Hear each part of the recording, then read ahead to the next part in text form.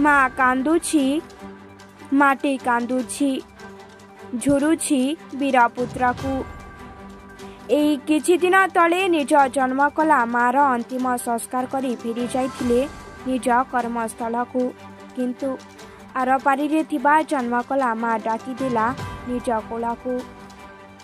कार्यरत अवस्था शहीद हेले सीआरपीएफ जवान सनातन प्रधान केंद्रीय रिजर्व पुलिस फोर्स रे मणिपुर रे 25 वर्ष हेबा कार्यरत थिले। प्रथमे सीआरपीएफ ड्राइवर और परे एमटी मेजर भावे कार्यरत थिले। गतकाली ड्यूटी समय पेरेड चलता बेले छाती जंत्रणा अनुभव करिबारु तांको निज साथी माने मेडिकल नहीं जाइथिले। सेठारे तांकर मृत्यु घटिथिला। 55 वर्ष बयस से कार्यरत अवस्था शहीद हो जाइथिले। आज तांको पार्थिव शरीर निज जन्म माटी गरातपुरा ब्लॉक औपड़ारे पहुंचवा परे निज गाँ श्मशान रे गार्ड ऑफ ऑनर दिया जाई अंतिम संस्कार करा जाइछि। ग्राम रे शोकाकुल परिवेश सृष्टि होइतबा बेले परिवार लोकंक भितरे शोकर छाया खेली जाइछि। सनातन पुआ आशुतोष भावविहल होई वीर जवान को मुखाग्नि देइछन्ति। अंचलर अनेक राजनैतिक व्यक्तित्व दल बल निर्विशेष शेषकृत्य सामिल होई निज श्रद्धांजलि अर्पण करथिले। औपड़ा ग्राम रे शहीद का पार्थिव शरीर को शोभायात्रा कराई ग्राम परिभ्रमण कराइथिले ग्रामवासी। सनातन प्रधान अमर रहे ध्वनि रे गुंजरित होइथिला समग्र अंचल। केन्द्रापड़ारू बाबुली मल्लिकंक रिपोर्ट संग्राम टीवी। नहीं अत्यंत शोकाकुल परिस्थिति। मु गत किछि दिन तले तांको घर को आस्थिली। तांको मांकर मध्य दुखद घटना घटला। आम आसिक पाखे पहुँचलु एवं पुणी थे किछि दिन पर से निजे चली जावा बहुत एवं चाकरी आ 4 वर्ष थिला। 4 पिला तांकर एवं पुणी पाठ पढ़ुचंती झियो माने 3टा झियो एवं विशेष करी सी मोर जड़े बड़ भौणी को बाहाई मान तांका पत्नी जे मोर जड़े निज बड़ भौणी मो गाँव मो साहिर ज्वाई से एवं आम पाई व्यक्तिगत भाव में आम पाई आम मान परिवार पाई एवं आम अंचल पाई कि समस्त पाई आम पाटकुरा माटी पाई गोटे बहुत बड़ अपूरणीय क्षति।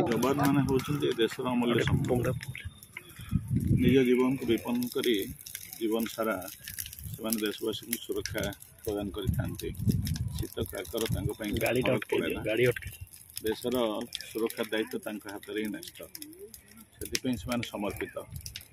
विशेषकर सनातन बाबू कथा एक दुखद घटना आम अंचल गोटे पुओ 3-3टी झील रही से भविष्य कथा आमको चिंता करा पड़ो। पिलाने समस्त प्राय एक प्रकार अनाथ हो गले कहले अत्युक्ति होगा ना।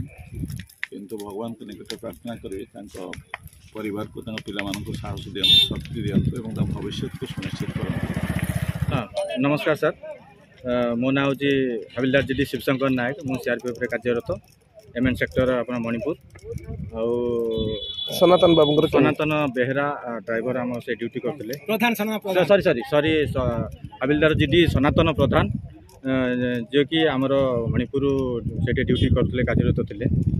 प्रधानकस्त किसी अचानक किसी प्रोब्लेम देह ये ये फल हो गले।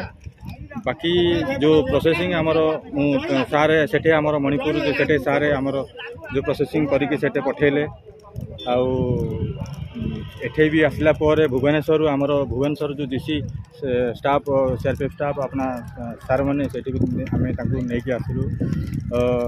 बाकी बाकी एटे एमती गोटे दुख घटना हो जाए गोटे बहुत ये हूँ कौन करवा जिते दिन लिखाई रखिपार। लोक माली कौन कहे शहीद सनातन आम भाषा ही न आज्ञा ये गाँ झुरुची से वीर माटी की ये गाँ भी झुरुची गाँव साथी की समस्ते आज आज्ञा ये जो शहीद वीर शव संस्कार चली समस्ते आपण निजे देखिपे केते जनगहली आबाला बुद्ध बनिता समस्ते आज यही शोकर छाया खेली जाइए। शहीद सनातन प्रधान अमर रहे गुंजन एते युव प्रतिभा माने ए प्रकार रे टली पड़वा एटा बहुत अत्यधिक दुखदायक घटना।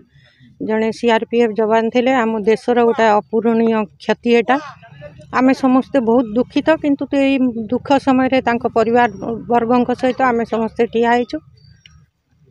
अंचल केते बड़ क्षति अंचल तो बहुत बड़ क्षति ना आज्ञा जवान तांकर देश केते अवदान अच्छी रही था किंतु युव बयस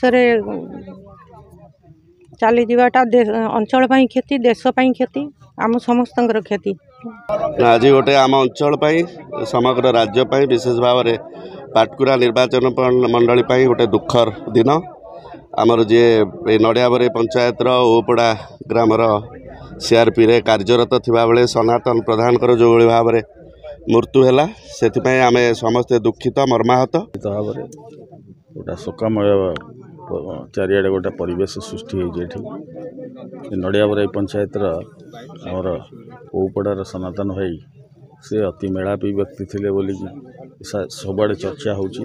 मु तो सीधा सड़क भाव संस्पर्श आसनी केवे देखा ही किंतु ये आमर बंधु मैंने जहाँ कथबार्ता होती से जिते भी गाँव को आसती जो ड्यूटी जो छुट्टी नहीं आसती ये समस्त सागर मिसी भारी मेलापी लोक थे सी निश्चित पुणी देश गोटे शहीद हर सब गुरुत्वपूर्ण कथा है से जन भल मनीष थे दरदी मनीष थे एक कथा तो ग्रामवासी मैंने कहते किंतु आज भारतवर्ष गोटे तार वीरपुत्र जड़े जड़े लड़ुआ जवान टाक हर